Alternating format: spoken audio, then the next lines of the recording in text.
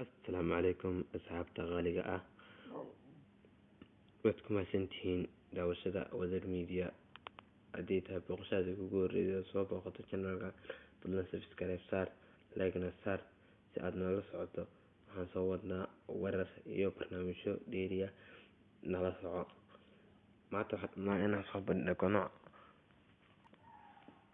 barnaamij sidee ku ogaan kartaa taleefankaaga asoo jeebka kugu jira nambarka ku soo wacaya adiga oo isdhibin marka waxaa laga yaabaa adoo shaqo culus haya in aad taleefankaaga soo dhaco hadhowna aad markaad fasaxdo uu noqdo nambar malaayacniya ama aadan garaneyn oo wax muhiimada ku lahayn marka daawasho wacan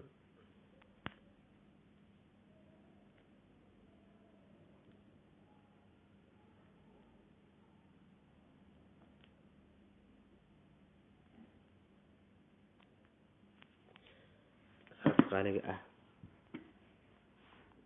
waxaad furanaysaa feed call name alone sida ujeedo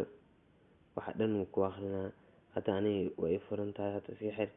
office kale halkaana tegaysaa always ka dhigaysaa bluetooth haduu ku yahay bluetooth iyo earphone ayaad ka maqli doontaa always ayaa ka dhiganaysaa taas intaan kalena waxa waaye press key to answer haddii aad daawato badhanka hoose oo muubelada ay leeyihiin oo check la siiyo halasana wuxuu ka jawaabi doonaa wicitaankii kana waxa weeye meesha muubelka loo kala geliyo oo loo yaqaano power key aad riixaysaa callkii waa uu dhamaanayaa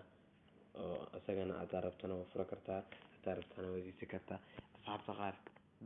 dada